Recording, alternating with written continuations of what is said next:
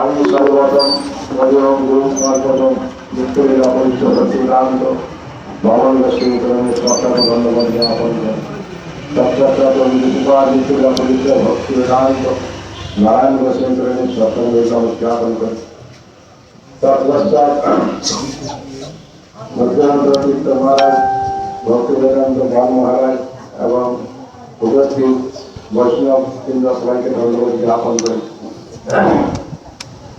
তো আপনারা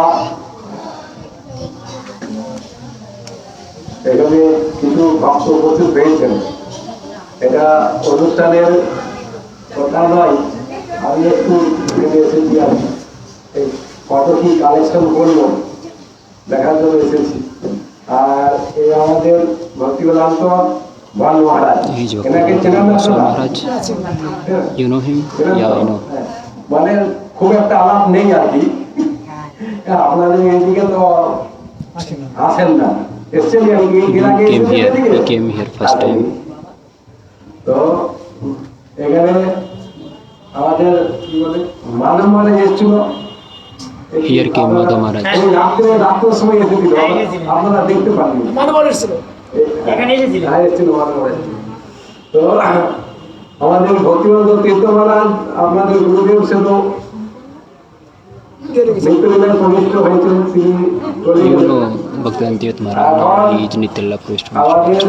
नवद्वीप परिक्रमा वृंदावन परिक्रमा।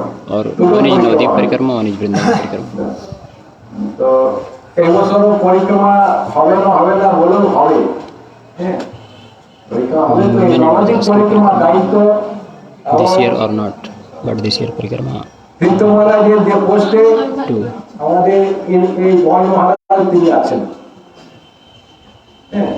আর পুরো যে মাধব মহারাজ এসেছিলেন, মাধব মহারাজ তিনিও আছেন, তিনি সাহায্যকারী, কিন্তু মূল রূপে বল মহারাজ। তীর্থ মহারাজ যে প্রেসিডেন্ট ছিলেন, যে পদ ছিল, এখন আমাদের ইনি বল মহারাজ। আর নবদ্বীপের যে পরিক্রমা সমস্ত দায় দায়িত্ব এই বন মহারাজের।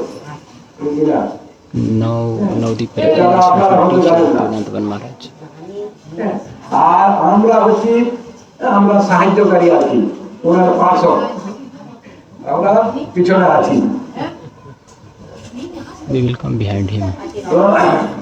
তীর্থ মহারাজ আগে এই সমস্ত গ্রামে গ্রামে সব জায়গায় তিনি প্রচার করেছিলেন। Tirth Maharaj came and go one village to another. যতটা সময় পাবেন আর কি, তিনি তো বেশিরভাগ বিদেশেই থাকেন।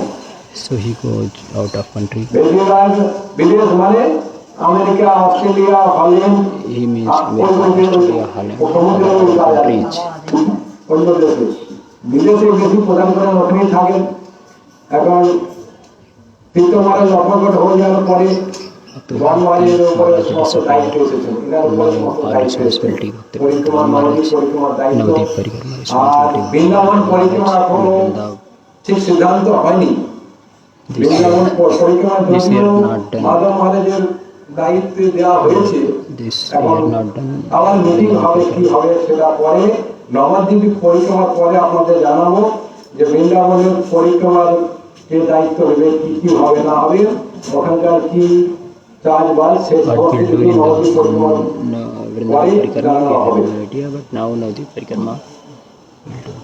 তো এখন আপনাদের এদিকে যদি কেউ আপনারা হরিনাম দীক্ষা নিতে চান, তো এই বন মহারাজের কাছ থেকে আপনারা হরিনাম দীক্ষা নিতে পারবেন। সকালে জানলে অনেকের হ্যাঁ, তো যেটা হলো আমরা তো হঠাৎ এসেছি, আমরা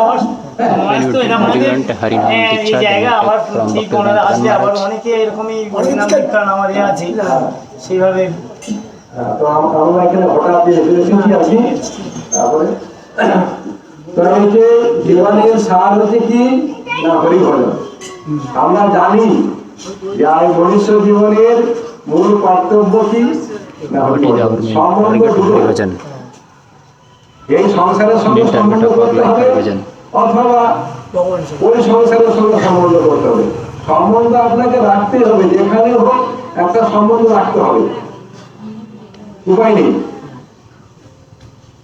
যদি এই সংসারের সঙ্গে সম্বন্ধ রাখেন, ভগবান তার জন্য সব ব্যবস্থা করে দিয়েছে। If you আর যদি এই সংসারের সঙ্গে সম্বন্ধ না this রাখেন, material world, ওই বৃন্দাবন বলুন, বৃন্দাবন বৈকুণ্ঠ ধাম, ওখানে যে সম্বন্ধ রাখেন তার ব্যবস্থা করা হয়েছে। if you make the relation with এই জন্য God, আমাদের স্বভাব কি? then your life আমাদের is স্বভাব হচ্ছে তটস্থ স্বভাব। তটস্থ মানে আমরা দুদিকেই যেতে পারি, what is our Swabhav? ভগবানের দিকেও যেতে পারি আর এই মায়া সংসারের দিকেও যেতে পারি, আমাদের ইচ্ছা। We are in Tatastha Bhav. আপনি ইচ্ছা করলে হরিভজন করতে If পারেন, you want, then you go in অথবা Maya. না If you পারেন, want, then you come আপনার ইচ্ছা। with Krishna. জবরদস্তি আছে কিছু? শাস্ত্র We cannot force to him. উপদেশ দিয়েছেন, আদেশ দিয়েছেন, আপনার যেটা ভালো Our লাগে spiritual সেটাই instructors আপনি give you করবেন। instructions. If you want, then you can follow. If you don't want, then you cannot follow. আসতে আচ্ছা, এরকম হবে। তো এই জন্য ওই জন্ম নেবে, আবার মৃত্যু হবে। জন্ম মৃত্যু দুটোই সঙ্গে সঙ্গে। যার Death যেদিনে and birth. জন্ম হয়েছে তার মৃত্যুর দিন নির্ধারিত হয়ে গেছে, কিন্তু এই অল্প সময়ের মধ্যে আমরা অনেক কিছু If you করে in নিতে this পারি। material world, definitely you Khatvanga go. মহারাজের বয়স মানে পরমাণ কত ছিল? যুদ্ধ করতে করতে, লড়াই করতে করতে অনেক সময় কেটে গেল। তারপরে দেবতাদের জিজ্ঞাসা করছে, আমার পরমাণু কত যুদ্ধ সময়, এখন আমি কতদিন বাঁচবো বলো তো? বলছে, আপনি মাত্র এক মুহূর্ত, এক মুহূর্ত কাল আপনার পরমাণু, মানে 48 মিনিট, 2 দণ্ডে 1 মুহূর্ত, 24 মিনিটে 1 দণ্ড, তো 48 মিনিট মাত্র আপনি বাঁচবেন। তো হাই হাই, আমার সারা জীবন তো এই যুদ্ধ করতে করতে, লড়াই করতে করতে কেটে গেল। হরিভজন করবো মাত্র আপনি এইটুকু সময় আছে, আর নয়, আর যুদ্ধ করবো না, লড়াই করবো না, এখন বাস ওই অল্প সময় মাত্র হরিভজন করলেন, ওতেই ভগবানকে দেখল। তো তাই আমরা এই সারা জীবন এই সংসারের সঙ্গে যুদ্ধ করতে করতে, লড়াই করতে করতে কাটিয়ে দিই, কি করে হবে? বলছে আর সময় নেই, বেলা গেল। লালাবাবু বললো না, লালাবাবু সে আসছিল রাস্তায় হেঁটে, একজন মহিলা তার মেয়েকে বলছে, ও মেয়ে, বেলা চলে গেল, সন্ধ্যা হলো, ওই ছাগলটা নিয়ে আসো ঘরে। মানে এদিকে লালাবাবু শুনছে, হারি বেলা চলে গেল মানে কি? এই জীবনের সময় শেষ, সন্ধ্যা হয়েছে, আর বেশি দিন নয়, রাত্রি হলেও শেষ। তাই বেলা চলে গেলে মানে জীবনের সময় শেষ। এই অল্প যতদিন আমরা বেঁচে, যখনই আমরা জানতে পারলাম, যেদিন আমরা জানতে পারবো, কি জানতে পারবো? যে কোনটা ভালো বস্তু, হরি ভজনেই ভালো বস্তু, এটাই আমাদের ধর্ম। যেদিন জানতে পারবো সেদিন থেকে ভজন শুরু করবো। এইটা তার সংকল্প নিতে হবে, প্রতিজ্ঞা করতে হবে। না এ আস্তে আস্তে হবে। ওই অভ্যাসগুলো মানে কি, এই একটু হরিনাম করবো এখন, আর মাঝে মাঝে মাছও খাবো, পেঁয়াজও খাবো, রসুনও খাবো, একাদশী ব্রত করবো, আর মাঝে মাঝে 6 মাসে 2টো করবো, 3টা একাদশী ব্রত করবো, এই প্রকার না। যত এই একাদশী ব্রত ধরলাম, তো সারা জীবন একাদশী ব্রত করবো।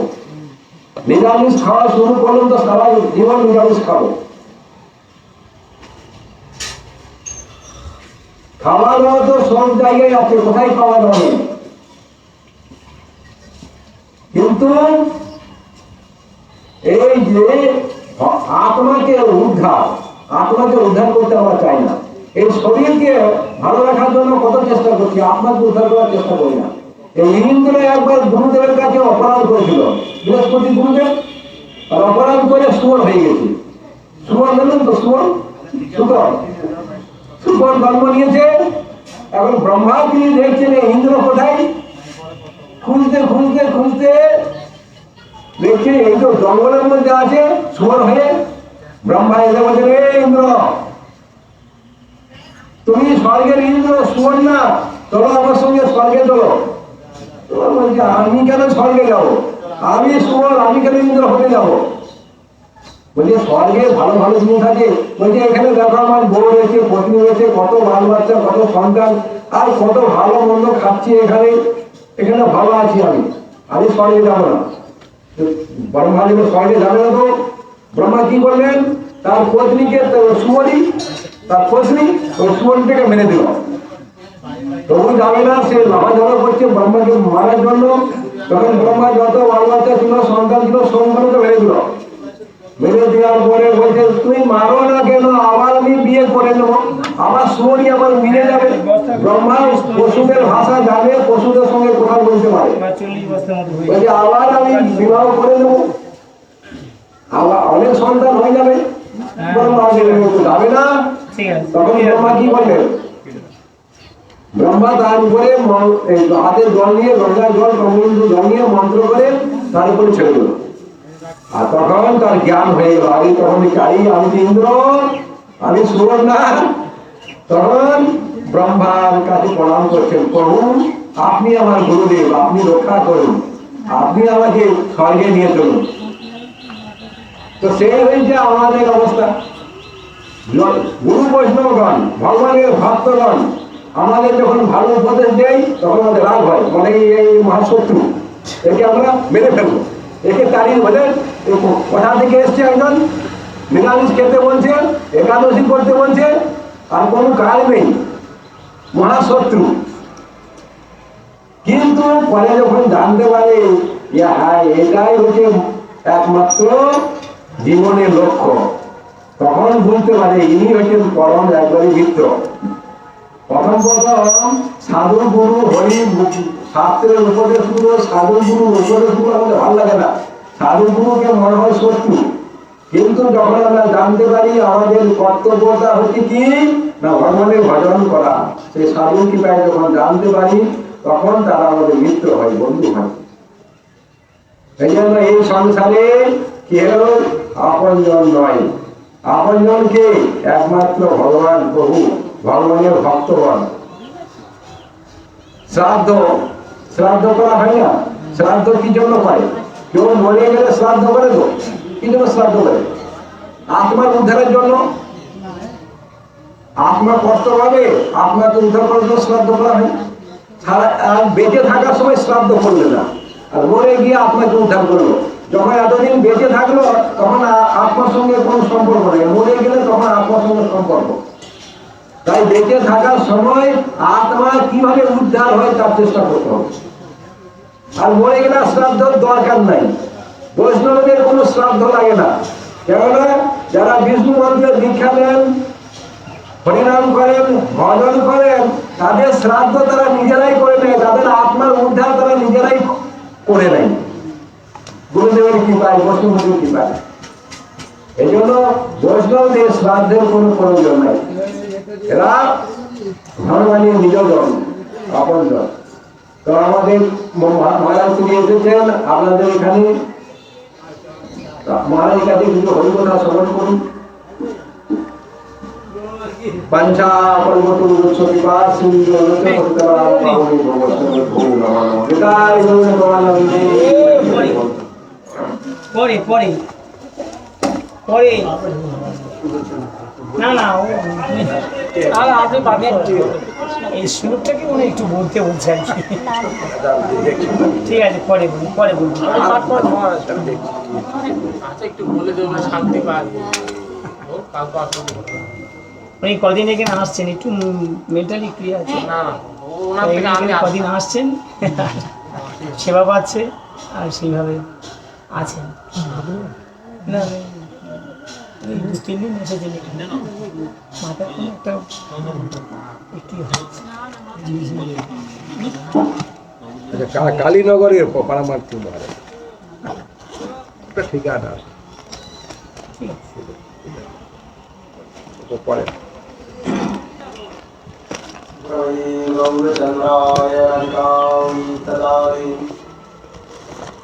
कृष्णाय कृष्णभक्ताय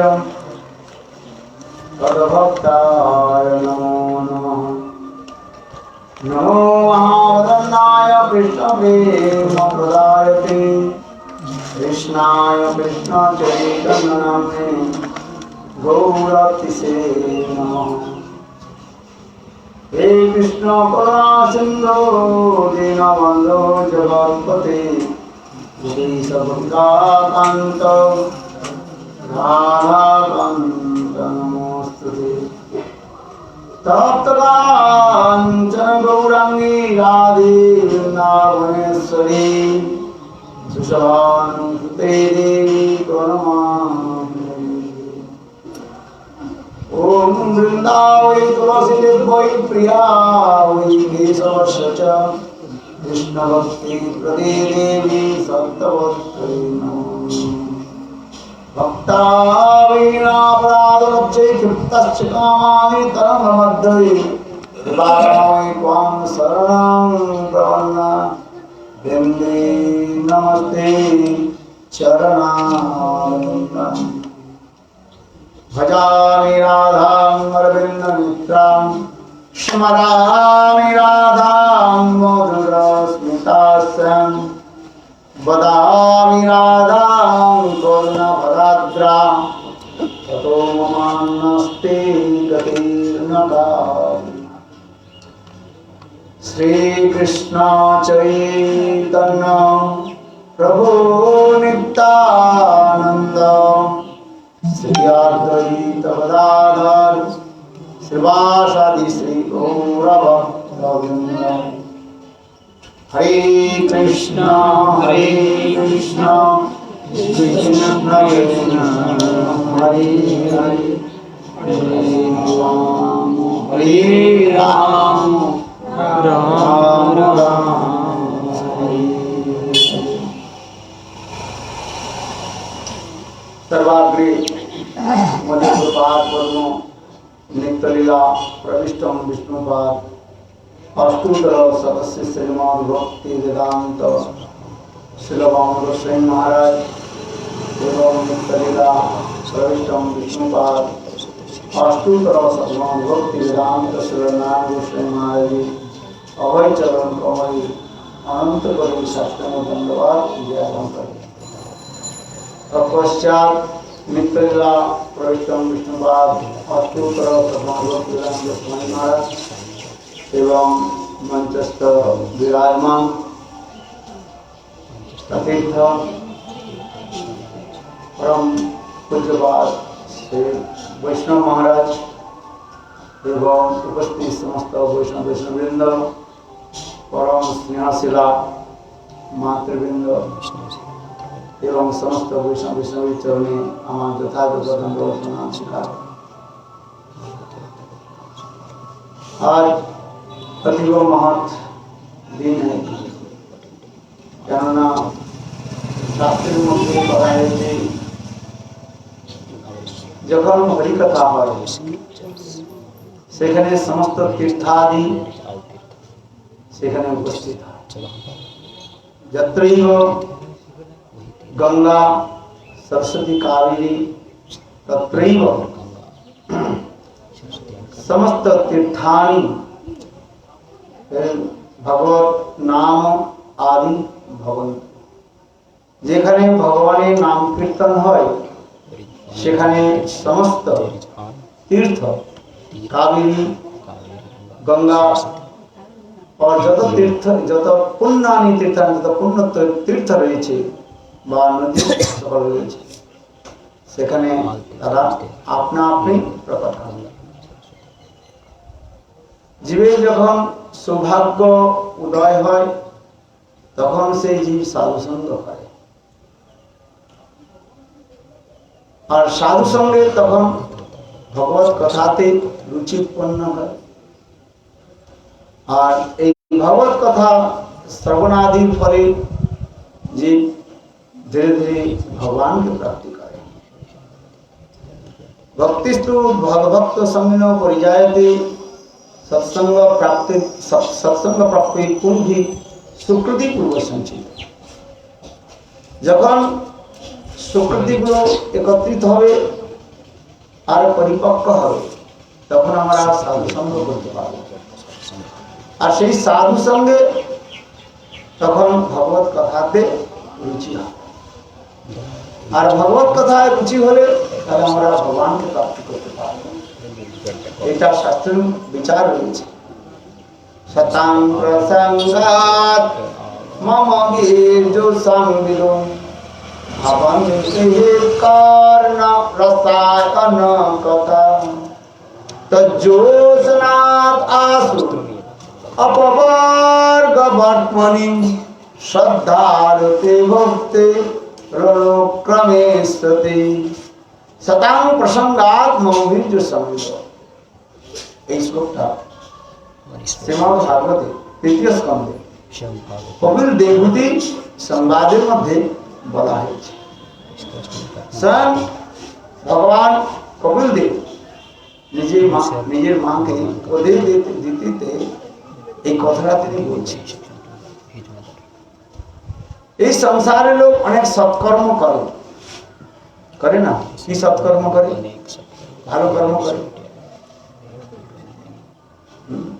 যেমন গরিবকে দান করে, যার বস্ত্র নেই বস্ত্র দান করে। বস্ত্র বুঝে তো? কাপড় দান করে। ঠান্ডার সময় কম্বল দান করে। অন্ন দান, যার ভোজনের ব্যবস্থা নাই তাকে ভোজন করায়, অন্ন দান করা। এই সকল দানগুলো কি বলা হয় না? ক্ষণস্থায়ী বলা হয়। ক্ষণস্থায়ী মানে অধিক দিন সময় না। যেমন আপনাকে যদি একটা কাপড় দেওয়া যায় দান করা হয়, ওই কাপড়টা আপনি কতদিন তো ব্যবহার করবেন? 5 মাস 6 মাসের পর কাপড় নষ্ট হয়ে যাবে। আবার 5-6 মাসের পরে আবার একটা আপনাকে কাপড় দিতে হবে। ভোজন করানো হলো, আপনার খুব ক্ষুধা লাগছে, তাহলে আপনাকে ভোজন করানো হলো। কিন্তু ভোজন করার পর আবার 3-4 ঘন্টা পরে 3-4 ঘন্টার পরে আপনার ভুক লাগবে কি লাগবে? হ্যাঁ, ভোজন করছে। এই জন্য এই সকল দানগুলিকে বলা হয় অনাস্থায়ী বলা। কিন্তু আমাদের শাস্ত্রে যে দানের কথা বলা হচ্ছে সেই দানটা হলো চিরন্তর নিরন্তর শাশ্বত দান। সেই চিরন্তর নিরন্তর শাশ্বত দানটা কি হলো না? ভগবত কথামৃত।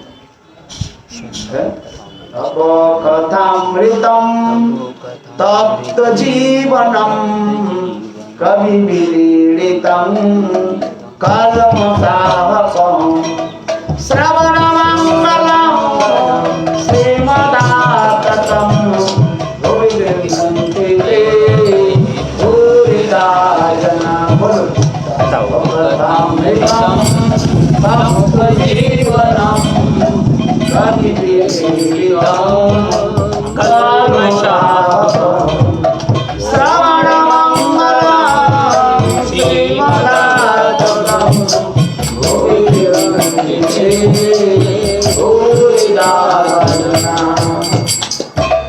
গোপীগীতের মধ্যে বলা গোপীগণ কৃষ্ণের বিরহে তারা ছটফট করছে।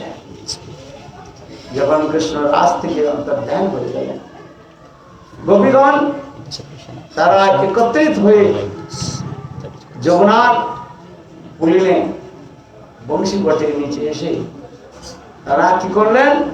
এই কৃষ্ণের যে গুণাবলী রয়েছে সেই সকল গুণাবলীকে অত্যন্ত সুসংবদ্ধ ছন্দ দ্বারা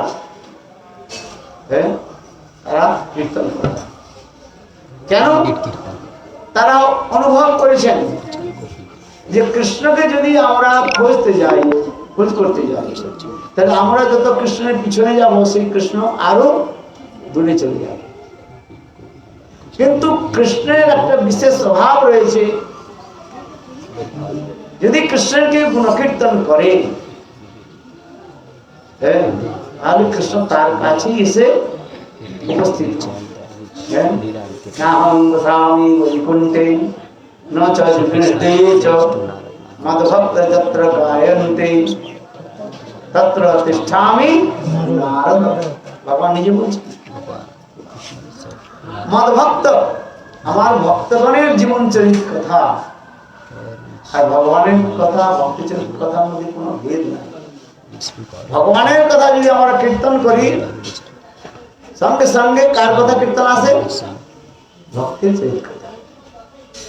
তাই গোপীগণ বিচার করলেন যে আমরা এই জঙ্গলের মধ্যে খুঁজলে তাকে পাওয়া যাবে না, অর্থাৎ তার পিছে পিছে দৌড়লে তাকে পাওয়া যাবে না।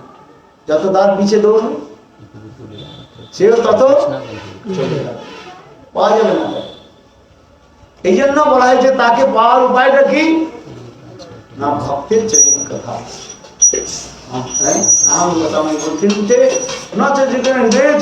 মদভক্ত যত্র গায়ন্তি তত্র তিষ্ঠতি।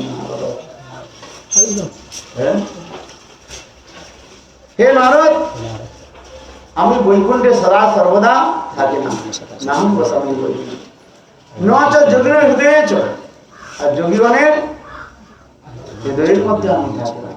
তো কোথায় থাকেন? মদভক্ত যত্র গায়ন্তি, আমার ভক্তের যারা মহিমা কীর্তন করে, অথবা ভক্তগণ আমার মহিমা কীর্তন করে, আমি সেখানে থাকি। ভগবান নিজের মহিমা নিজেও শুনতে চান, তাই না? ভগবান নিজের মহিমা নিজে শুনতে চান। সেটা কি করে হয় না? ভক্তের মহিমা যখন কীর্তন করা হয় তখন ভগবানের মহিমা আপনা আপনি কীর্তন। এই জন্য বলছেন নাহং বসামি বৈকুণ্ঠে নচ যোগীন হৃদয়ে চ, মদভক্ত যত্র গায়ন্তি তত্র তিষ্ঠতি। এই জন্য কবিগণ কি করলেন? তারা একত্রিত হয়ে যমুনা পুলিনে এসে কৃষ্ণের গুণাবলী সেখানে কীর্তন করলেন। যখন যখন পদ এসেছে কৃষ্ণকে তারা তখন স্মরণ করেছেন। বিসর্জলা পায়াত বেল রাক্ষসা বর্ষ মারুতাত বৈদ্যুতানলাত।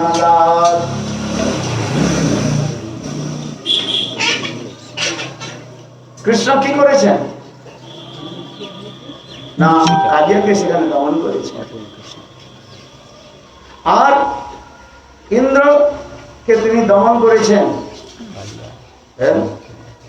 ইন্দ্র ব্রজবাসের ব্রজকে কি করতে চেয়েছিলেন? ধ্বংস করতে চেয়েছিলেন। আর কৃষ্ণ ব্রজবাসীগণকে রক্ষা করার জন্য কি করলেন? গিরিরাজ গোবর্ধনকে তিনি ধারণ করেছিলেন। এই সকল কথাগুলো যখন কীর্তন করছেন তখন কৃষ্ণ থাকতে পারলেন না, কৃষ্ণ সেখানে উপস্থিত। এই কথাগুলো শাস্ত্রের মধ্যে বলা হয়েছে। এই জন্য বলা হচ্ছে কি শতাং প্রসঙ্গাত মমবীর্য সংযো ভবন্তে হিতকর্ণ রসায়ন কথা তর্জুসনাদ আশু অহবর্ণ বর্তমানে শ্রদ্ধা রূপী ভক্তি প্রণব করিষ্য। সন্ত মহাত্মার নিকটে থেকে এই কথাগুলো স্মরণ করতে, শ্রবণ করতে, যাকে বলছে সাধু সঙ্গ। তাই চৈতন্য চরিতামৃতের মধ্যে কি বলা হলো? সাধু সঙ্গ, সাধু সঙ্গ সর্বশাস্ত্রে কয় লবমাত্র সাধু, সাধু সঙ্গ সর্বসিদ্ধি। লবমাত্র মানে 1 সেকেন্ডের 11 ভাগের 1 ভাগ। তাকে বলা হচ্ছে কি লব। এতটুকু সময় কেউ যদি সাধু সঙ্গ করে তিনি কি করবেন? তিনি ভগবানকে প্রাপ্ত করবেন। সাধু সঙ্গ, সাধু সঙ্গ লবমাত্র সাধু সঙ্গ সর্বসিদ্ধি। সর্বসিদ্ধিটা কি? সর্বসিদ্ধি গোবিন্দাচরণ। সর্বসিদ্ধি গোবিন্দাচরণ, ভগবানের চরণ কমল কি চরণ প্রাপ্ত করাই হচ্ছে সর্বসিদ্ধি। জগতের এই জগতের লোক অনেক প্রকার ঋদ্ধি সিদ্ধি করে, মন্ত্র তন্ত্র সিদ্ধি আদি করে, কিন্তু আমাদের শাস্ত্রের মধ্যে বলা হয়েছে সর্বসিদ্ধি গোবিন্দের চরণ, ভগবানের চরণ কমলকে প্রাপ্ত করতে হবে। আর সেই ভগবানের চরণ কমলকে প্রাপ্তি করবার জন্য কি দরকার না সাধু সঙ্গ। এখন কে সাধু কি করে জানবেন?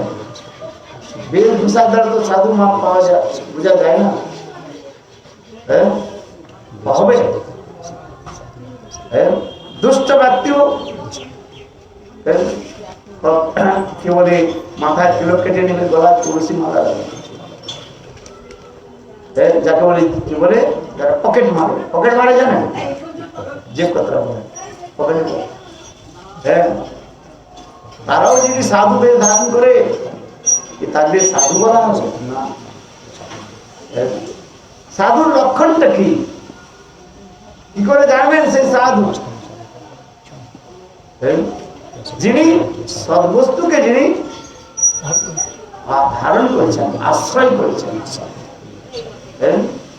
সাধক যিনি নিজে সাধন করেন, ভগবানের আরাধনা করেন, আবার অপরকে ভগবান আরাধনাতে সহায়তা করেন, তাকে বলা হয় সাধু। সদ্বস্তু হলো ভগবান। সেই ভগবানকে যিনি আশ্রয় করেন তিনি হলেন সাধু।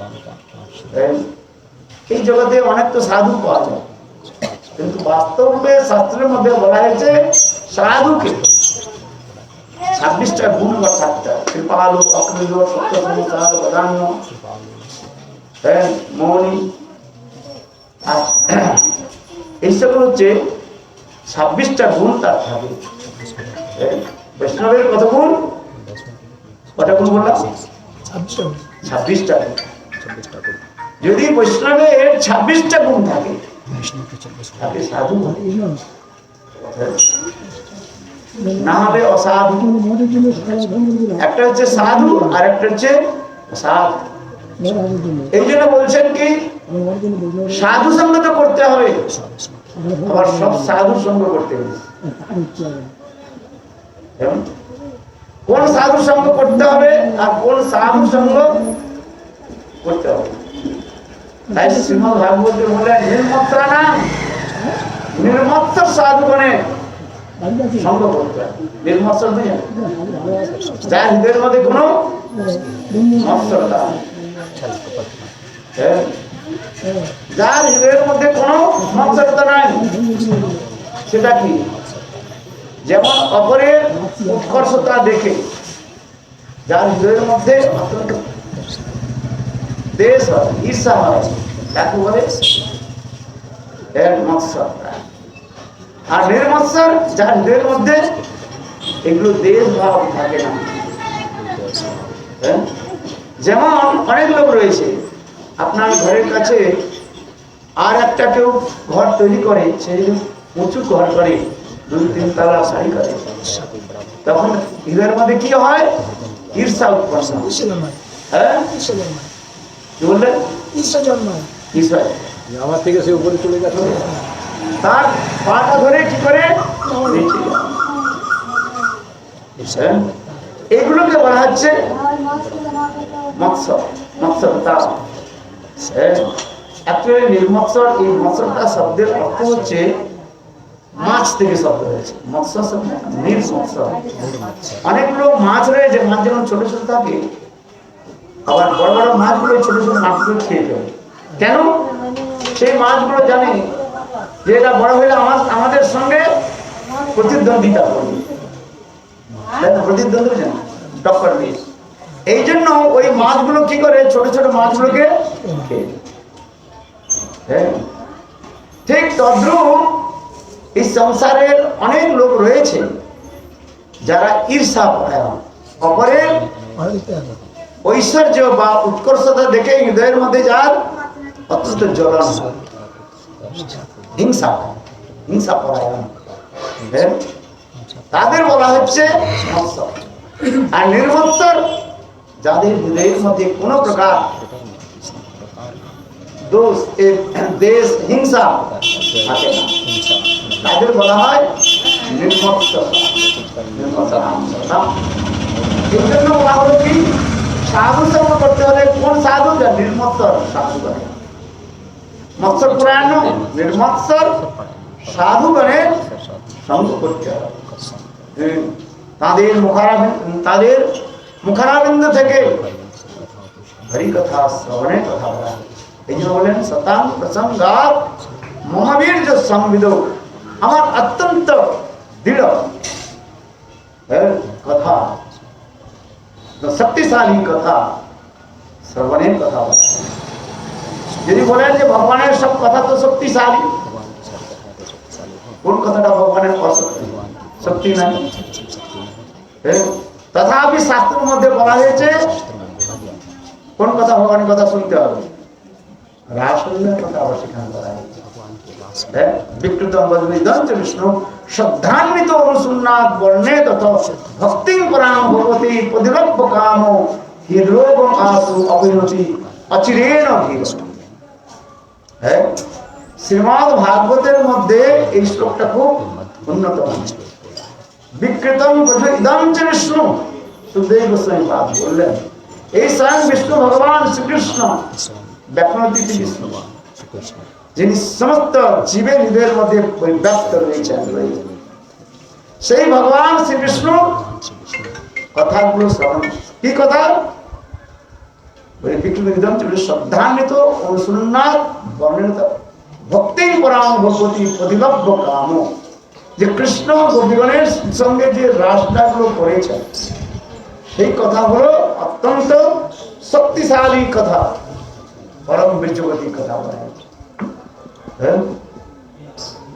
কেন না স্বয়ং ভগবান যে কার্য করেছেন এই কার্য আর কেউ করতে পারে না।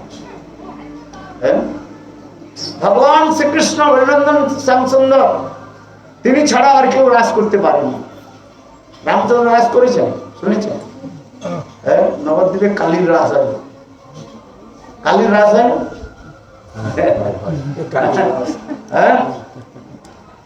কিন্তু এগুলো ভাগবতীর কথা নয়, শাস্ত্রের কথা নয়।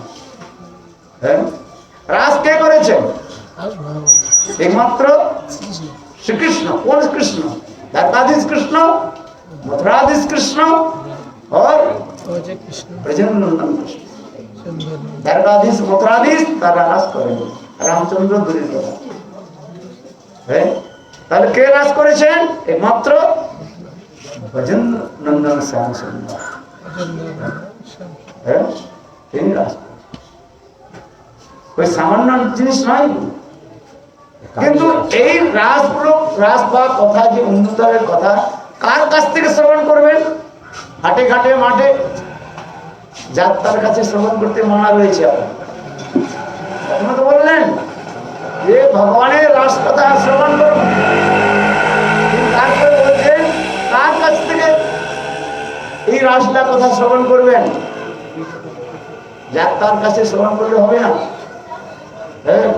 যেমন রোগ হলে কার কাছে যেতে হবে? কার কাছে যাবেন? ডাক্তারের কাছে। কোন ডাক্তারের কাছে যাবেন?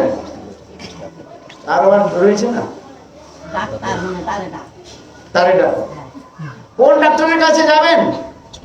সব ডাক্তারের কাছে গেলে হবে না, যে স্পেশালিস্ট ডাক্তার রয়েছে। যেমন আপনার চোখে কি পড়ে গেছে? ছানি পড়ে না, মতিয়াবিন যাবে, ছানি পড়ে গেছে। তো আপনি যদি সাধারণ ডাক্তারের কাছে যান কাজ হবে না, বুঝতে পারছেন? তো কোন ডাক্তারের কাছে যেতে হবে? চক্ষু, হ্যাঁ, অভিজ্ঞ যে ডাক্তার রয়েছে, আই স্পেশালিস্ট যেতে হবে। হ্যাঁ, আই স্পেশালিস্ট ডাক্তারের কাছে যেতে হবে। হ্যাঁ, আচ্ছা তাই না? না আপনি বলেন যে আমার গ্রামের মধ্যে একজন ওই কোয়াক ডাক্তার রয়েছে, কোয়াক ডাক্তার জানেন? হ্যাঁ, কিছুদিন হসপিটালে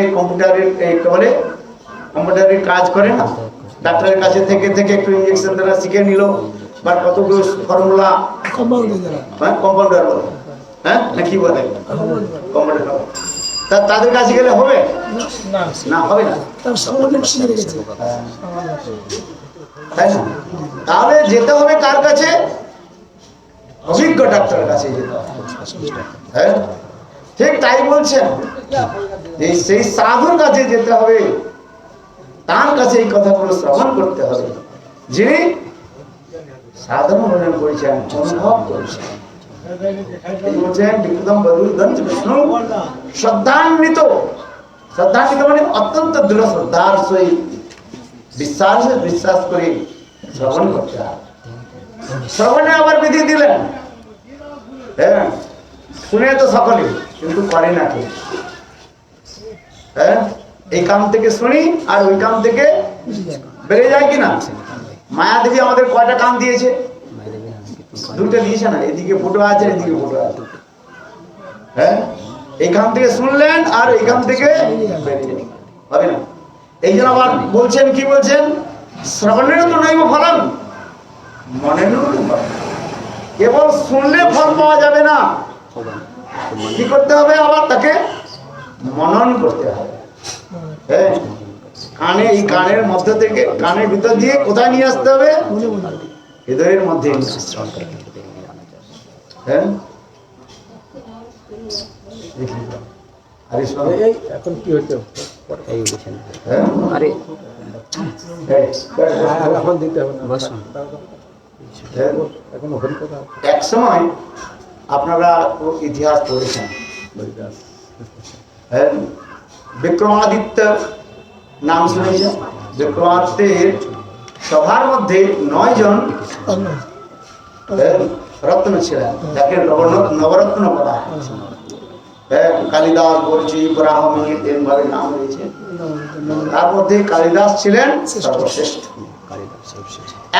একদিন বিক্রমাদিত্য সভাতে বসেছেন, তার 8 জন মানে এই রত্ন এসেছেন, আর একজন আসেন না। এমন সময় একজন কাপালিক সাধু, কাপালিক সাধু জানেন, যারা অত্যন্ত রক্ত বস্ত্র পরিধান করে। আমরা তো এই বস্ত্র পরি, একে বলা হয় কি বস্ত্র বলা হয়? গেরুয়া বস্ত্র। আর যারা কাপালিক, যারা শ্মশানে মশানে থাকে, তন্ত্র মন্ত্র সাধন করে, মৃতদেহের উপর বসে কি করে, তাদের বলা হয় কাপালিক সাধু। এখন কি বলেন, একজন এই কাপালিক সাধু একটা শ্মশান থেকে একটা মস্তকের খুলি নিয়ে আসে, মাথার খুলি।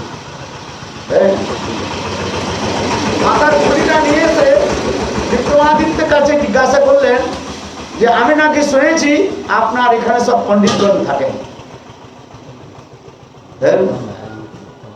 আপনি কোন পণ্ডিতকে আদেশ দিন যে এই যে খুলিটা, মাথার যে খুলিটা, যা যে ব্যক্তি, সে ব্যক্তি পণ্ডিত ছিল কি মূর্খ ছিল?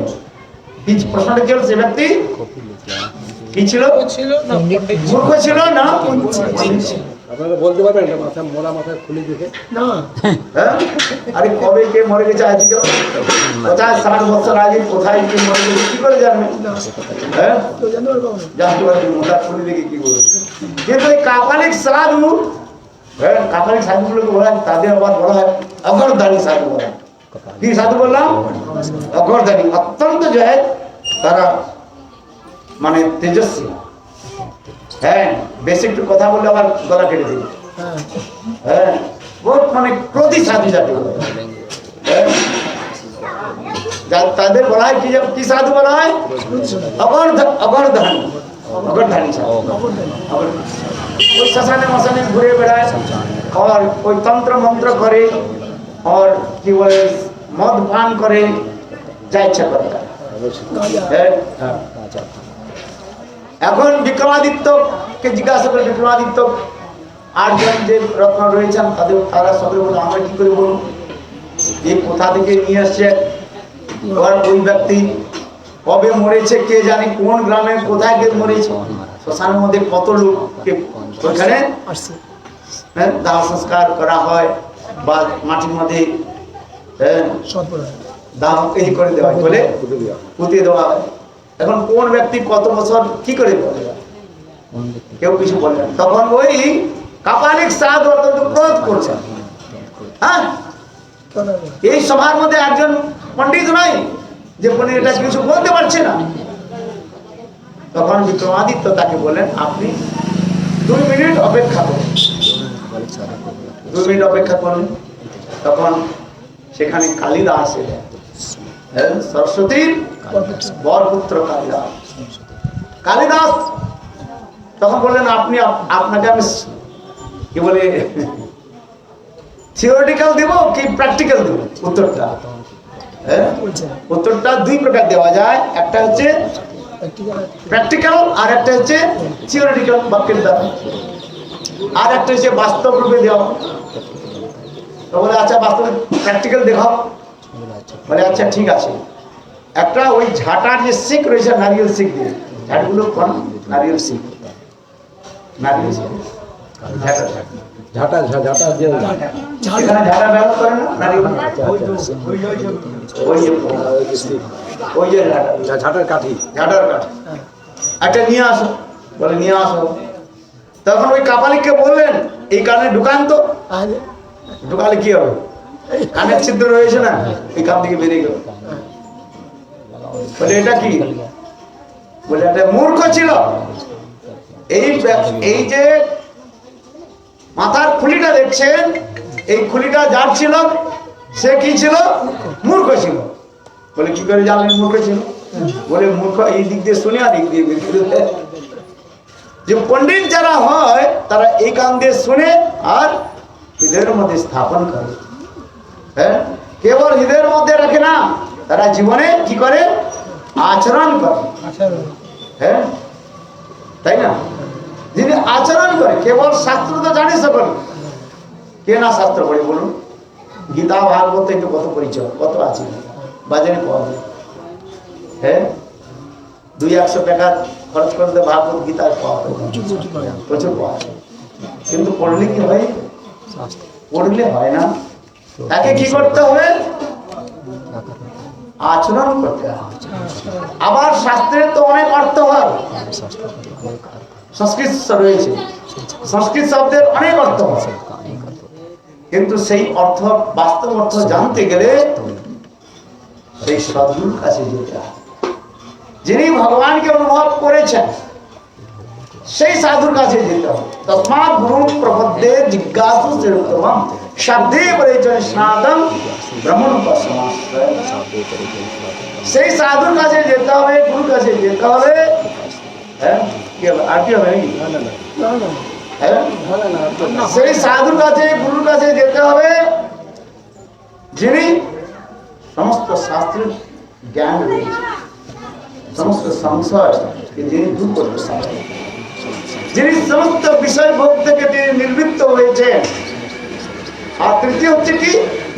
ভগবানের ভজন করে ভগবানকে অনুভূতি করতে পেরেছেন, তাই না? অনুভূতি যার নাই তিনি কিছু দিতে পারেন। জ্ঞান আছে, জ্ঞান দিতে পারে। আপনি শাস্ত্র জ্ঞান করে 10 বার একটা শ্লোকে পড়ুন, মুখস্থ হবে কি হবে? ধর্মক্ষেত্রে ধর্মক্ষেত্রে ধর্মক্ষেত্রে, কুরুক্ষেত্রে কুরুক্ষেত্রে পড়ুন, দেখুন হয়ে যাবে। ধর্মক্ষেত্রে কুরুক্ষেত্রে সৌগীতা যুদ্ধ মামকা পাণ্ডবাশ্চৈব কিমা কুরুত সঞ্জয়। যদি আপনার ব্রেন ঠিক লাগছে না, বারবার পড়তে হবে কি হবে? যতই আপনি দেখুন, একটা পাথরের উপর যদি একটা দাগ কেটে যায়, তখন মনের মধ্যে কেন দাগ কাটবে না? জ্ঞানটা একটা জ্ঞানটা একটা বিশেষ নয়, বারবার অধ্যয়ন করলে সেখানে হবে। বৈরাগ্য, বিষয় ভোগ হলে আবার সেখানে বৈরাগ্য। হ্যাঁ, বেশি করে খেয়ে নিন, তখন পেটে পায়খানা হবে। হ্যাঁ, তারপর আর না রে বাপ, হ্যাঁ আর না রে বাপ, পরে বাপ আর বেশি খাবো না, বেশি। হ্যাঁ, বৈরাগ্য কখনো হয়ে যায় কি হয়ে যায়? হ্যাঁ, বৈরাগ্য হয়, কিন্তু এই জ্ঞান বৈরাগ্যটা হচ্ছে ভক্তির অঙ্গ নয়। জ্ঞান বৈরাগ্য কবু নহে, ভক্তির অঙ্গ। কি বললাম? জ্ঞান বৈরাগ্য কবু নহে, ভক্তির অঙ্গ। এগুলো সামান্য রূপে কখনো কখনো ভক্তিকে সহায়তা করে মাত্র। এই জন্য জ্ঞানী হোক অথবা বৈরাগী হোক, তাদের কাছ থেকে উন্নত মার্গের কথা শুনলে ভক্তি হবে না। ভক্তি হবে কার কাছ থেকে? শ্রবণ করলে যার হৃদয়ে যিনি অনুভব করেছেন তার কাছে। এই জন্য তস্মাৎ গুরুদের জিজ্ঞাসু শ্রেষ্ঠতমঃ শব্দে পরিচয় স্নাতং ব্রহ্মোপাসনাশ্রয়। এই জন্য শাস্ত্রের মধ্যে বলা হয়েছে, কি বলা হয়েছে? সাধুর কাছে যেতে হবে যে সাধুর অনুভব হয়েছে, যে সাধু সদ্গুরুর সেবা করেছেন, যে সাধু জীবনে নিজেকে ভগবানেতে অর্পিত করতে পেরেছেন, নিজেকে অর্পিত করতে পেরেছেন। গোবিন্দ বিনা তার হৃদয়ের মধ্যে আর কিছু না, স্থান নেই। গোবিন্দ ছাড়া আর তিনি কিছু বোঝেন না। সেই সাধুর কাছে যেতে হবে, আর সেই সাধুর মুখ থেকে ভগবানের কথা শ্রবণ করতে হবে। এই প্রসঙ্গে আমি কখনো বলি, আমাদের প্রভুজি চরণ জ্যেষ্ঠ ভ্রাতা, গুরু ভ্রাতা তীর্থ মহারাজ, তিনি যখন হরিকথা বলতেন,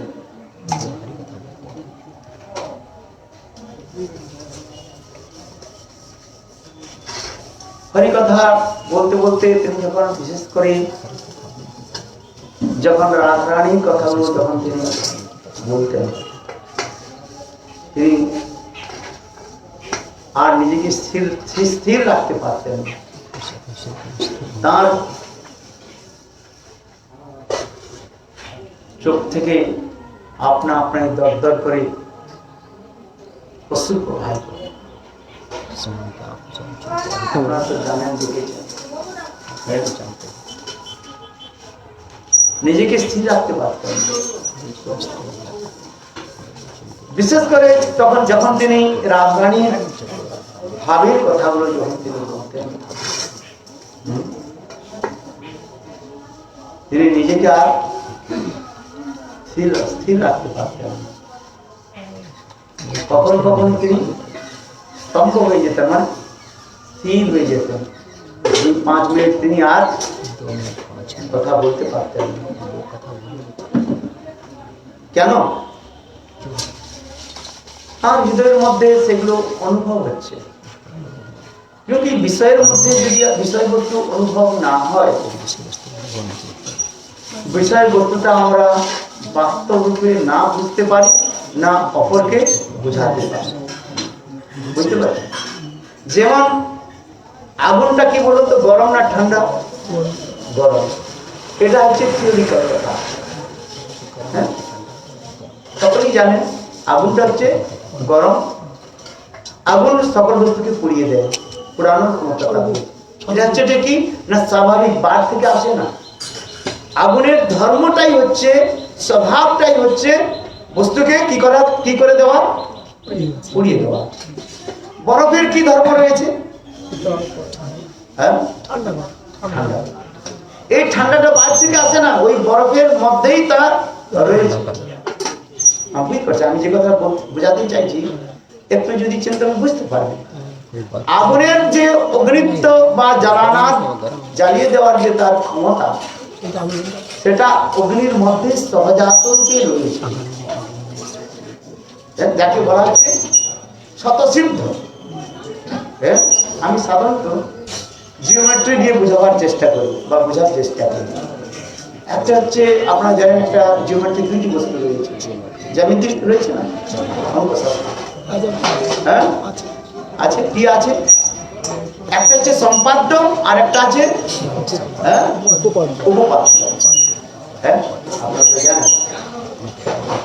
সম্পাদ্য যেটা রয়েছে সেটাকে প্রমাণ করার দরকার নেই। ত্রিভুজের 3 কোণের সমষ্টি সমান কত ডিগ্রি? 2 সমকোণ 180, তাই না? এটাকে প্রমাণ করার দরকার নেই। একটা লম্ব বললে তার উপরে 90 ডিগ্রি হবে। 90 ডিগ্রি কোন ডিগ্রি, তাই না? আপনার মাস্টার আছেন তো? সরলেখার মতো অন্য হলো, হ্যাঁ, সরলেখার মতো অন্য মনে হলো, হ্যাঁ, তাই না? এগুলো প্রমাণ করার জন্য একটু বলা হচ্ছে স্বতঃসিদ্ধ, সম্পাদ্য। আর উপপাদ্য কোন বস্তুকে প্রমাণ করছে, সম্পাদ্যের যে বিষয় নিয়ে সেখানে আলোচনা করা হচ্ছে বা প্রমাণ করা হচ্ছে, এখন হচ্ছে। সেই জন্য আমার বলার তাৎপর্য হচ্ছে, যিনি ভগবানকে উপলব্ধি করতে পেরেছেন বা তার প্রেম মাধুর্যকে উপলব্ধি করতে পেরেছেন, তিনি একমাত্র অনুভব করেন। এই অনুভবটা হচ্ছে স্বভাবজাত আছে। যেমন আপনি বললাম অগ্নির বা আগুনের স্বভাবটা হলো পুড়িয়ে দেওয়া, গরম করা। ঠিক তদ্রূপ ভগবানকে যিনি অনুভব করেছেন তার স্বভাবটা সেখানে স্বাভাবিক হয়ে গেছে। নয়ন গলস ধারয়া বদনম গদগদ রুদ্ধ গিরা পুনর্ব নিত্যম কদা তব নাম গ্রহণে ভবিষ্যতি। নাম গ্রহণে ভবিষ্যৎ মহাপ্রভু বললেন না যে প্রভু আপনার নাম গ্রহণ করতে করতে কবে আমার সেই কথা দিন হবে, কবে হবে বলো সেদিন আমার অপরাধ ছাড়ি কৃষ্ণ নামে রুচি কৃপা বলে হবে হৃদয়ে সঞ্চার হবে হবে বলো সেদিন আমার কবে নিত্যানন্দ মোরে করি দয়া ছাড়াইবে মোর বিষয়ের মায়া দিয়া নিজ চরণের ছায়া নামের হাটে রে দিবে অধিকার কবে হবে বলো সেদিন আমার। আমাদের রবীন্দ্রনাথ ঠাকুর বলছেন কবে হবে বলো সেদিন আমার। সেই দিনটা কবে হবে? নিত্যানন্দের কৃপা প্রাপ্ত আমরা করতে পারবো। কবে নিত্যানন্দ মনে করে দিয়া ছাড়াইবে মোর বিষয়। কেন নিত্যানন্দ প্রভুর কৃপা না হলে এই সংসারে যে বিষয় মোহ মায়া থেকে আমরা নিবৃত্ত হতে পারবো। এই জন্য বলছেন কবে নিত্যানন্দ মনে করে দয়া ছাড়াইবে মোর বিষয়ের মায়া দিয়া মরি চরণের ছায়া নামের হাটেরে দিবেন অধিকার। তিনি কবে আমাদের কৃপা করে তার চরণ কমলে স্থান দিবেন, তখন আমরা বিষয় থেকে নির্মুক্ত হয়ে ভগবানের নাম কীর্তন করব। কিভাবে নাম কীর্তন করব? কাঁদিতে কাঁদিতে, রোদন করতে করতে, কাঁদতে কাঁদতে সেই নাম হবে গৌরবনে সুরধনি তটে হারা দেহা কৃষ্ণ বলে। হরে কবে গৌরবনে সুরধনি তটে হারা দেহা কৃষ্ণ বলে। কাঁদিয়া বেড়াবো দেহ সুখ ছাড়ি, কাঁদিয়া বেড়াবো দেহ সুখ ছাড়ি নানা তরু তরে। আজকে কীর্তনের মধ্যে বলা পুনর সাধু ভজন লালসা কীর্তনের মধ্যে বলছে সেদিন তা আমার খবর হবে। গৌরবনে মানে নবদ্বীপ ধামে গিয়ে গঙ্গার দুই পারে চলতে চলতে হারাধে হা কৃষ্ণ বলে কবি গান করে পুলিনে পুলিনে গড়া গড়ি দিব হরি কৃষ্ণ গোড়া হয়। গঙ্গার তটে গড়া গড়ি দিব গজে গোড়ায় খুশি পাবো সেদিন আমার হবে। কেন? যতক্ষণ পর্যন্ত আমরা নিত্যানন্দের কৃপা প্রাপ্ত না করতে পারি ততক্ষণ আমাদের বিষয়ের যে মোহ দূরে যায় না, যাবে। এই জন্য বলছে নিত্যানন্দের কৃপা প্রাপ্ত করতে হবে, গুরুপাদ পদ্মের কৃপা। যিনি যত গুরুপাদ পদ্মের কৃপা প্রাপ্ত করেছেন তিনি ততই ভগবানকে অনুভব করতে পেরেছেন। গুরু সেবার দ্বারাই ভগবানের কৃপা পাওয়া যায়। যস্য প্রসাদাৎ ভগবৎ প্রসাদ, যস্য প্রসাদানগতি কুতোপি ধ্যান সুগন্ত যশস্তি ছন্দম বন্দে গুরুশ্রী চরণ। যাহার কৃপা হলে ভগবানের কৃপা হয়। সেই তিনিকে গুরুপাদ পদ্ম, গুরুদেবের যদি আমরা কৃপা প্রাপ্ত করতে না পারি তাহলে ভগবানের কৃপা হবে। রঘু গণেই তত্ত্বম সা ন জাতি ন তেজ নির্বাপনাৎ গৃহদ্বা ন ছন্দসা নৈব জলাগ্নি সূর্যই বিনা মহতো পদরজ অভিষেক। ভরত মহারাজ রঘুগণ রাজাকে বললেন, রঘুগণ ঘর সংসার ত্যাগ দিলে কি ভগবানকে পাওয়া যাবে? লাল কাপড় নিলে ভগবানকে পাওয়া যাবে? ঘর ছেড়ে দিলে ভগবানকে পাওয়া যাবে? হ্যাঁ, फलमूल खेले कि भगवान के पास जावे? फलमूल खा करके क्या फलमूल खा कर यदि भगवान मिले, कितने बांदर भद्राज है। फलमूल खेले भगवान के पास जावे ना, भगवान के पेते हुए की करते হবে? महतो पद रज अभिषेकम। गुरुपाद में चरणे নিজেকে অভিষিক্ত করতে হবে। যেমন আমরা পঞ্চামৃতের দ্বারা ভগবানকে অভিষেক করাই, ঠিক তদ্রূপ গুরু বাহাদুরের চরণে নিজেকে অভিষিক্ত করাতে হবে, গুরুদেবের চরণে নিজেকে অর্পিত করতে হবে। এইটা হচ্ছে মূল তাৎপর্য। যিনি যত গুরু পাদপদ্মের চরণে নিজেকে সমর্পিত করবেন, তার হৃদয়ের মধ্যে ততই বিষয়বস্তু অনুভব হবে।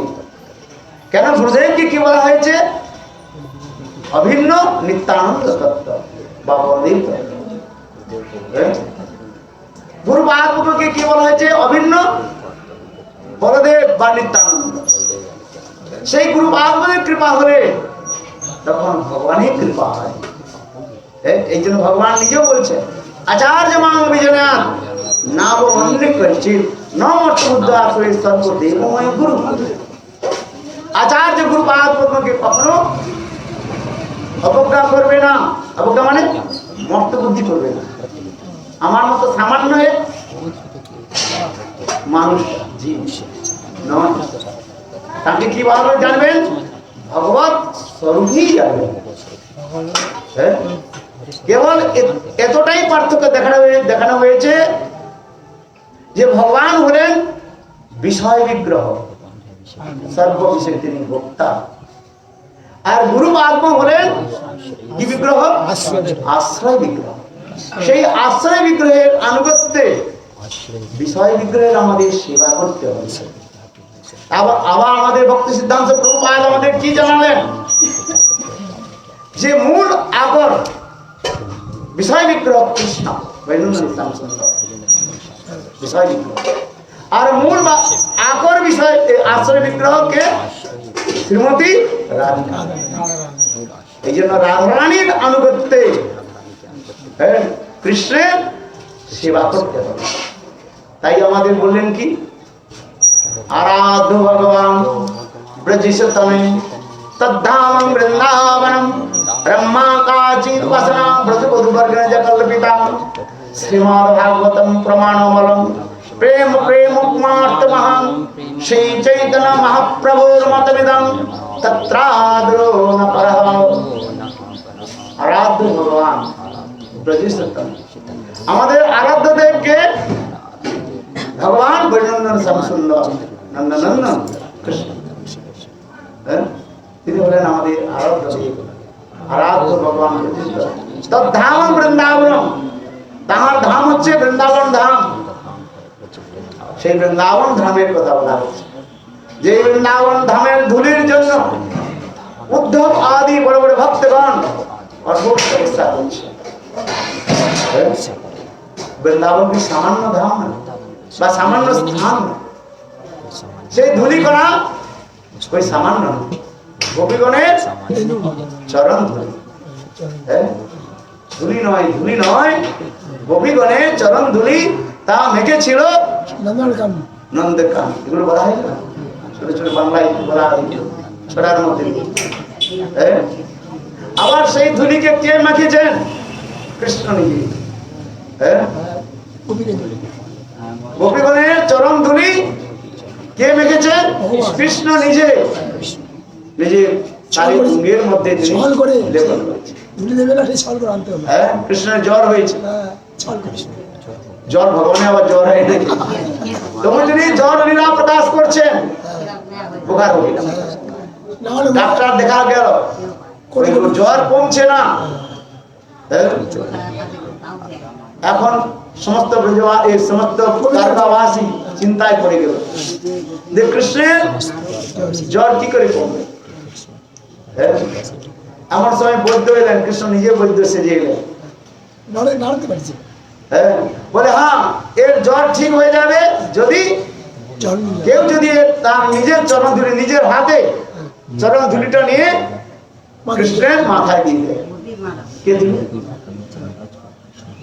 দ্বারকার মধ্যে সকলে কৃষ্ণকে ভগবান মানে, কারণ দ্বারকার মধ্যে কৃষ্ণ একটা বিশেষ বৈশিষ্ট্য ছিল, তিনি অধিক সময় চতুর্ভুজ ধারণ করতেন। মথুরার মধ্যে কবু দ্বিভুজ, কবু চতুর্ভুজ, কিন্তু দ্বারকার মধ্যে অধিক সময় তিনি দ্বিভুজ ধারণ করতেন, এই চতুর্ভুজ ধারণ করতেন। ভগবান এখন কি করবে, কে দিবে? আচ্ছা, পত্নী তো সবচেয়ে পতির প্রিয় না, হ্যাঁ, এই জন্য নারদ ঋষি এলেন। নারদ আচ্ছা আমি দেখি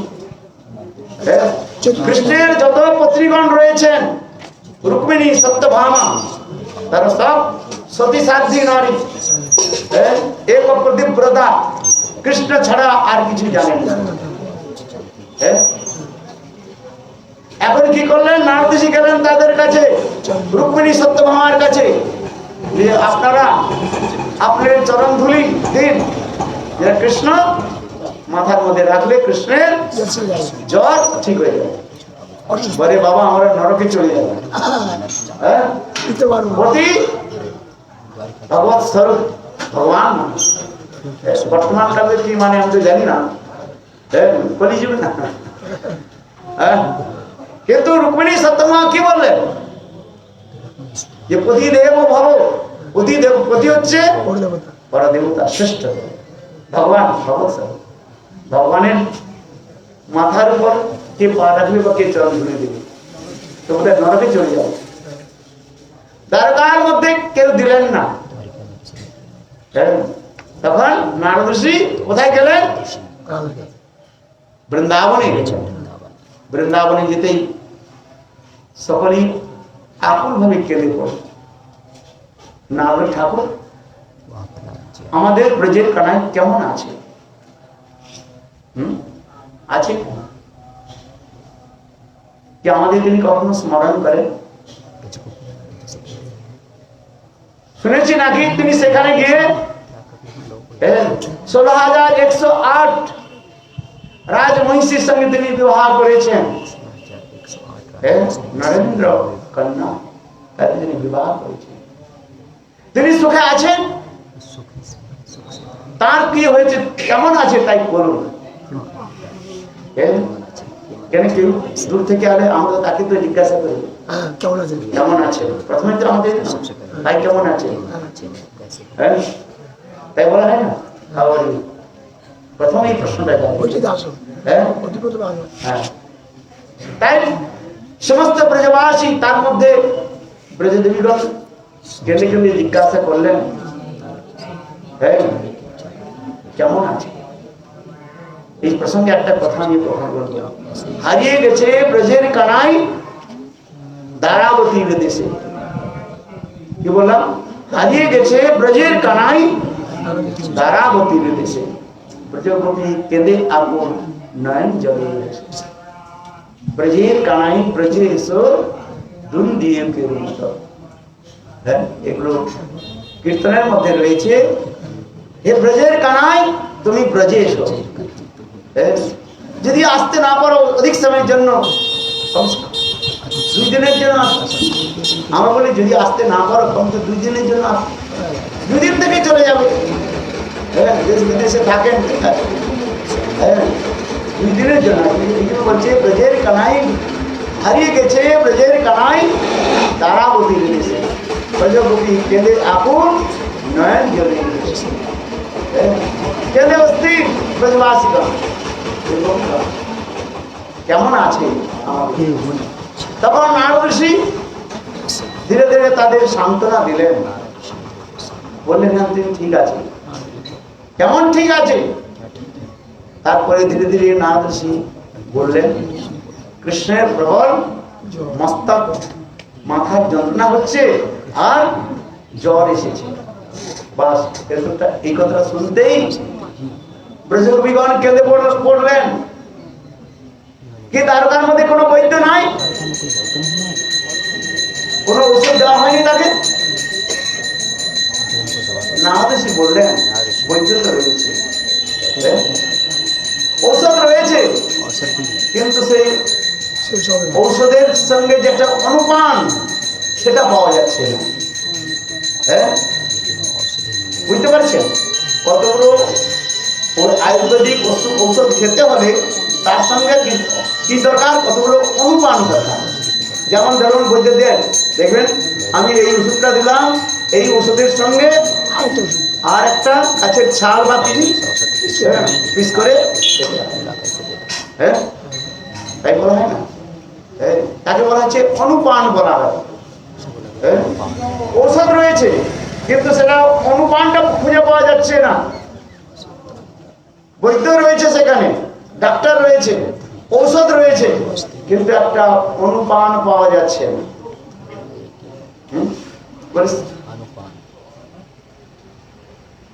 বলে সেটা কি? বৈদ্য বলেছেন, যদি কোনো ব্যক্তি তার চরণ ধুলি গোবিন্দের মন্তব্য রাখতে পারে, তাহলে তার এই জ্বর আর মাথা ব্যথা সেরে যাবে। এইটাই হচ্ছে অনুপান। হ্যাঁ, তখন ব্রজগোপীগণ বলছেন কেউ দিচ্ছে না, কেউ দেয়, পাওয়া গেল না সেখানে, অনুপানটা সেখানে পাওয়া গেল না। কোথায়? দ্বারকার মধ্যে। তাই আমি এখানে এসেছি। বা শুনতে ব্রজগোপীগণ যেতে পড়ল, আমরা নরকে যাই বা কোথাও যাই চিন্তা করি না আমার গোবিন্দের সুখ কিসে হয়। গোবিন্দের সুখের জন্য তারা কি করলেন? তখন সঙ্গে সঙ্গে সমস্ত গোপীগণ কি করলেন? নিজের চরণটা ঝেড়ে যত ধুলি ছিল সেই ধুলিগুলোকে ওই নারদের কাপড়ের মধ্যে বেঁধে দিলেন। বললেন, নারদ ঠাকুর দেরি করবেন না, তাড়াতাড়ি যান, কেন কৃষ্ণের মাথার কষ্ট হচ্ছে। দেখুন, গোপীগণ বিচার করলেন না যে তাকে নরকে যেতে হবে বা অন্য কিছু। একই বলছে শুদ্ধ প্রেম। হ্যাঁ, নারদ এসে তাই নিয়ে গেলেন আর গোবিন্দের মাথার মধ্যে ফেললেন। হ্যাঁ, যা অবশিষ্ট ছিল একটা পুকুরের মধ্যে ফেলে দিলেন। সেটাকে এখনো বলা হয় গোপী তালাব বলা হয়। গোপী তালাব, তালাব মানে পুষ্করিণী, পুকুর, হিন্দিতে বলে তালাব, আমরা পুকুর বলি তো। হ্যাঁ, আর হিন্দিতে ওরা বলে তালাব। ওইখানে আপনারা দ্বারকাতে যাবেন, ওখানে গোপী তালাব বলা হয়, যেখানে গোপীগণের চরণ ধুলিকে নারদ ঋষি ফেলেছিলেন। আমাদের যে তিলক করি না, এগুলো হচ্ছে গোপীচন্দন বলা হয়। অনেকে রাধাকুণ্ডের তিলক দিয়ে, মাটি দিয়ে তিলক করে, কালো কালো হয়, কিন্তু আমাদের এগুলো হচ্ছে গোপীচন্দন। হ্যাঁ, বুঝতে পারছি, গোপীচন্দন বলা হয়। তাৎপর্যটা কি বললাম? চোখে তখনই তার জল আসে, তখন সে কাঁদতে পারে যখন তার হৃদয়ের মধ্যে অনুভব হয়। হ্যাঁ, আগুনটা হাতের, আগে বললাম আগুনটা গরম, বললে তার হবে না। আগুনটা যদি হাত স্পর্শ করে, হ্যাঁ, তখন বোঝা যাবে, তখন অনুভব হয়। বললাম তো আগুনটা গরম, এটা হচ্ছে থিওরিটিক্যাল করা। হ্যাঁ, আর প্র্যাকটিক্যাল কি? হাতটা রাখলে, আগুনের মধ্যে হাত রাখলে হাতটা আমার পড়ে যাচ্ছে, বরফের মধ্যে হাত রাখলে আমার হাতটা ঠান্ডা হয়ে যাচ্ছে। এগুলো হচ্ছে অনুভব। ঠিক তদ্রূপ যিনি ভগবানকে যত অনুভব করতে পেরেছেন, তিনি ততই তার জন্য আকুলিত ব্যাকুলিত হচ্ছে, উৎকণ্ঠিত হচ্ছেন যে তাকে আমি কি করে পাবো। হ্যাঁ, এই জন্য বলছেন না, যে বস্তু হারিয়ে যায় তাকে পাওয়া অত্যন্ত দুর্লভ। হ্যাঁ, এই যে আমাদের লোচন দাস ঠাকুর কি বলছেন? হ্যাঁ, কি বলছেন? পাশানে কোটিব মাথা অনলে বসিব গৌরাঙ্গের গুণের নিধি কোথা গেলে পাব যে আনিল প্রেমধন করুণা হেন প্রভু কোথা গেল আচার্য ঠাকুর। হেন প্রভু হেন তীর্থ প্রভু কোথা গেল?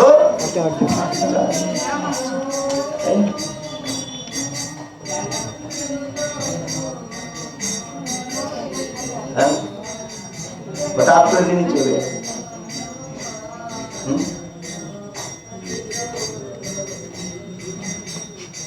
ঈশ্বর ইচ্ছাধীন।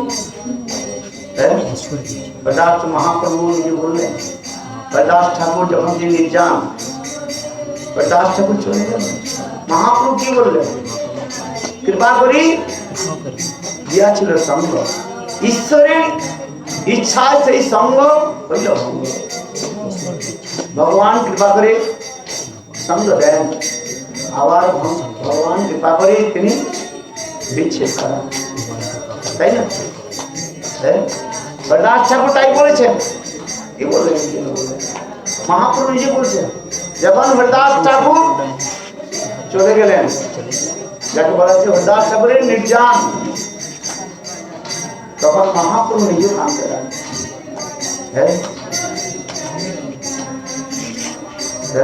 কৃপা করে দিয়াছিল সঙ্গ, ঈশ্বরের ইচ্ছায় সেই সঙ্গ হইল। আমাদের কারণ স্বতন্ত্র ঈশ্বর স্বয়ং ভগবান, স্বতন্ত্র স্বেচ্ছাময় প্রভু তিনি। তিনি দেন, আবার তিনি কেড়ে নেন। হ্যাঁ, তাই তো কবিজন বলছেন, যখন কৃষ্ণ বৃন্দাবন থেকে যখন মথুরায় যাচ্ছেন, অকুল রথে বসে অকুল এসে গোপীগণ সেখানে আবার বিরোধের কথা বলছে। বিধাতা তুমি কত নিষ্ঠুর, সঙ্গ দেয় আবার কেড়ে নেয়। কেন?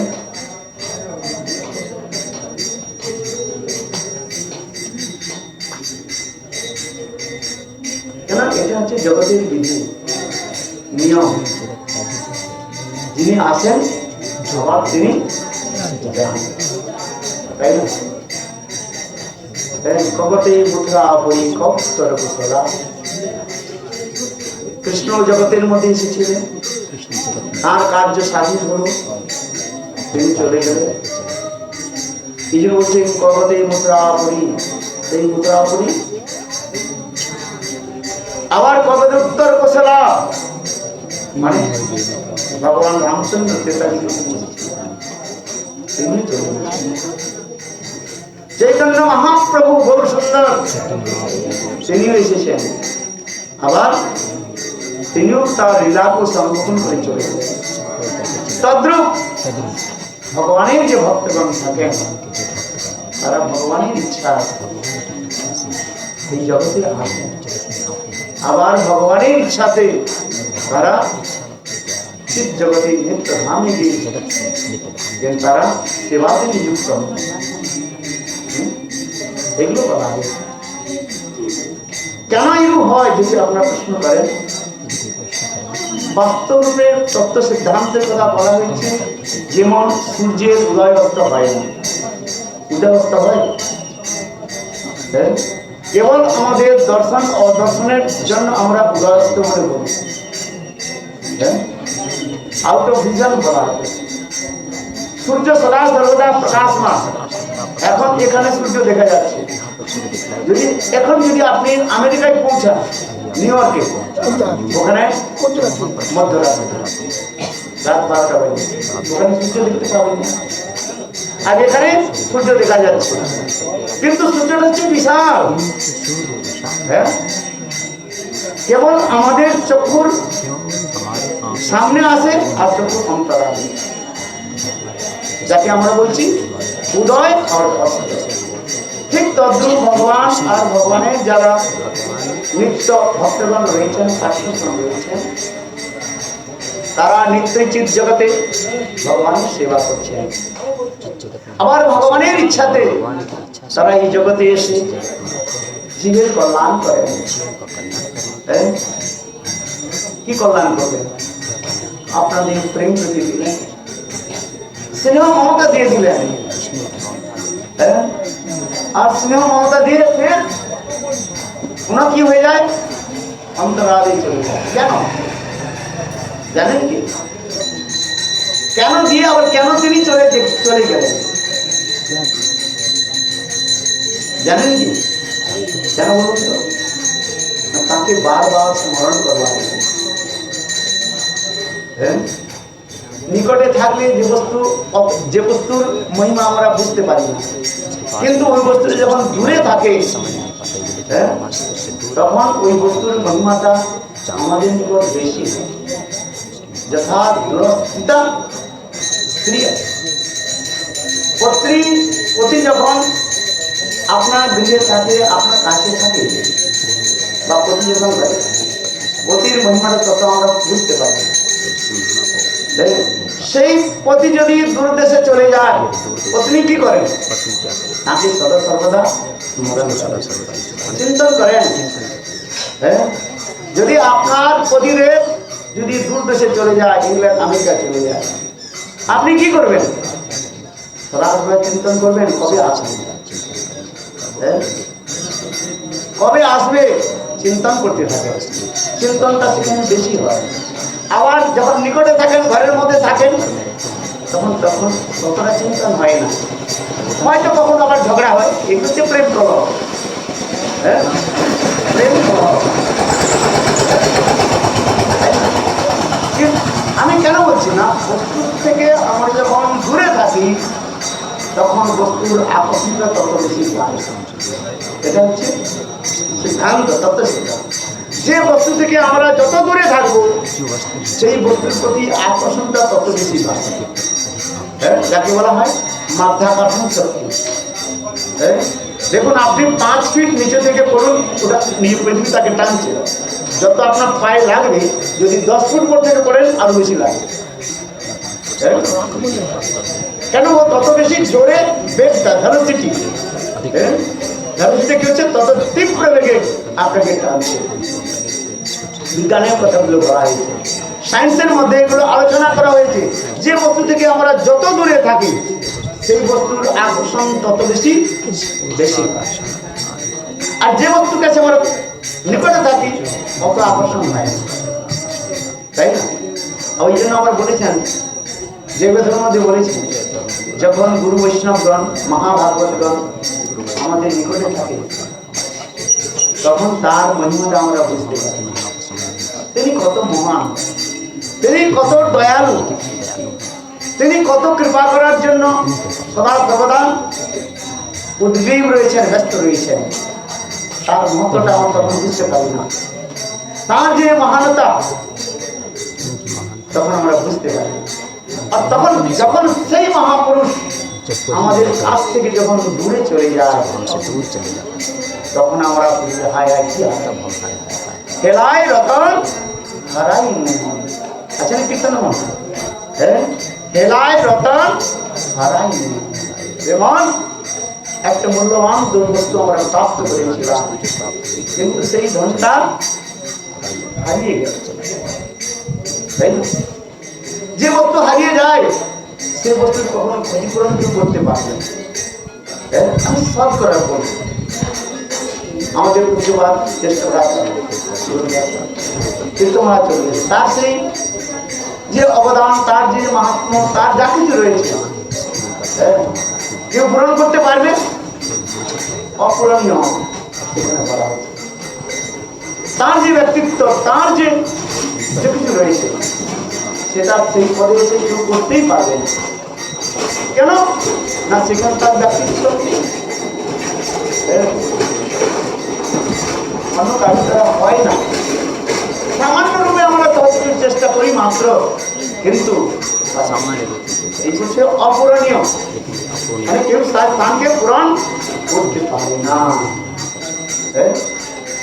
পারবে যে যতই বলুক না কেন, কিন্তু তার যে অনুপস্থিতি, তার যে অনুপস্থিতি, সেই অনুপস্থিতিকে কেউ পূরণ করতে পারবে না। তার ভাব, তার ভজন, তার সেবা, তার স্নেহ মমতা প্রতি যা কিছু রয়েছে করতে পারে। যেমন মা পুত্রকে স্নেহ করে, কেউ যদি বলে আমি তোমার মায়ের মতো, মায়ের মতো বলেও মায়ের যে স্নেহ দিতে পারে না, মায়ের যে মমতা সেটা কেউ দিতে পারে না। সময় হয়ে গেছে না, একটা ছোট উদাহরণ দিই, মনে থাকবে আমাদের। একজন বিধবা মহিলা ছিল, তার একমাত্র পুত্র ছিল। সেই পুত্রটার ব্যক্তিত্বে 18 সাল 20 সাল হয়ে গেল। মা প্রত্যহ ছেলের জন্য রান্না করে রাখে, আর ছেলে স্কুল থেকে ফিরে এসে বা কলেজ থেকে ফিরে এসে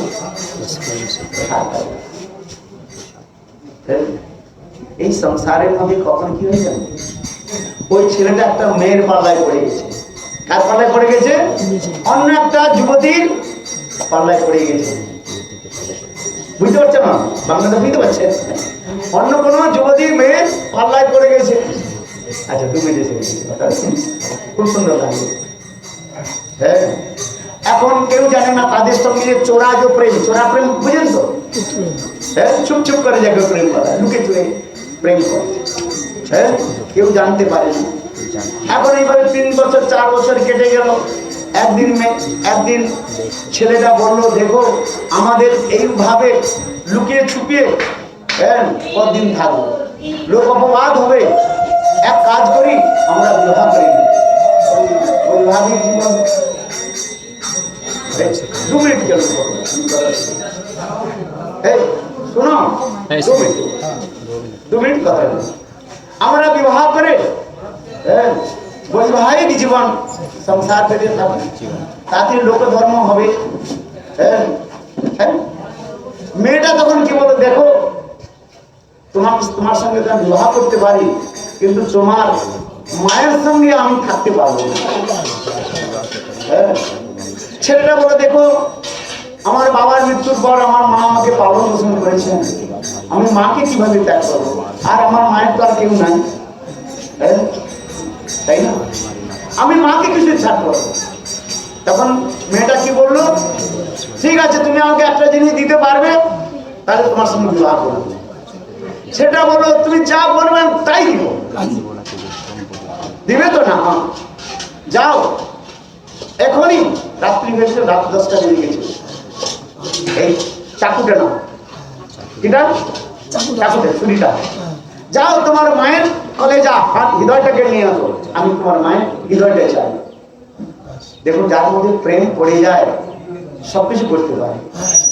ছুটে চললো, আর মা ওখানে বসে আছে রান্না করে, আমার ছেলে কখন এসে খাবে, বসে আছে। বসতে বসতে রাত 10টা 11টা বেজে গেছে, মা একটু তন্দ্রা এসে গেছে, মা ওইখানে শুয়ে পড়েছে ওই রান্না করে। ছেলেটা কি করলেন জানেন? ধারালো চাকুটা দিয়ে মায়ের বক্ষস্থলটা কেটে হৃদয়টাকে নিয়ে দৌড়ে চলছে। ওই যে বললাম, ওই যে মেয়েটার পাল্লায় পড়েছে তাকে দিতে হবে। হাতে এরকম করে মায়ের কলেজা বুঝেন তো, হৃদয়টাকে এইভাবে নিয়ে চলছে। দৃষ্টি ওই মেয়েটাকে দিতে হবে। হঠাৎ করে পায়ের মধ্যে একটা পাথর লেগে গেল, লেগে যাওয়ার সঙ্গে সঙ্গে ওই যে হাতের মধ্যে যে কলেজা ছিল, মায়ের কলেজা ছিল, হৃদয়টা ছিল, ওটা ফেটে 2 টুকরো হয়ে গেল, হাত থেকে পড়ে গেছে। আর ওই আঙুলের মধ্যে, পায়ের যে বুড়ো আঙুল বলে না, আঙুল, আর ওর মধ্যে পাথরের চোট লেগেছে। চোট লেগার সঙ্গে সঙ্গে একটু রক্ত পড়ছে, তখনই সঙ্গে সঙ্গে এই যে কলেজাটা, মায়ের যে হৃদয়টা পড়ে যে দু টুকরো হয়ে গেল, তার থেকে একটা শব্দ বের হয়ে গেল, বললেন বাবা তোমার ভাই খুব চোখ লেগেছে, এসো আমি আমার অঞ্চলটা দিয়ে তোমায় ব্যান্ডেজ করে দিই।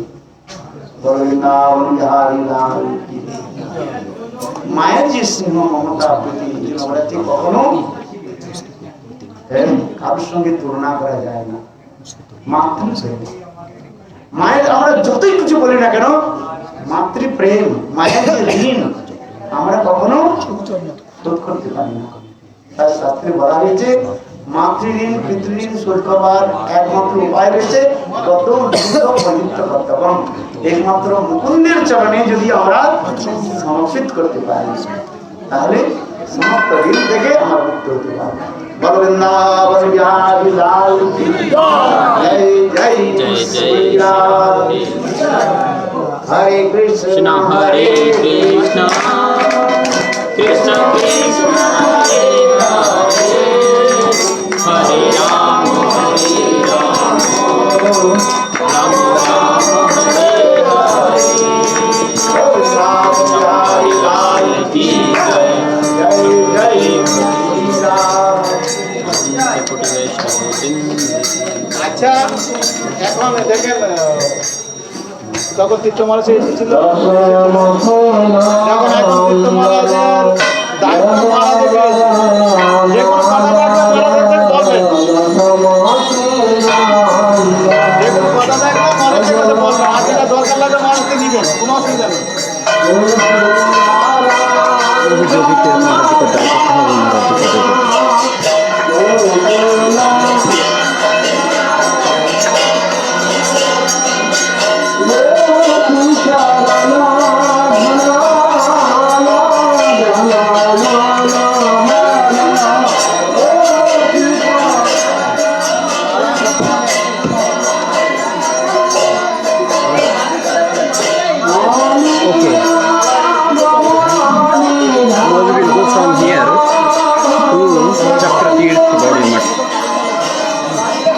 Hare Krishna.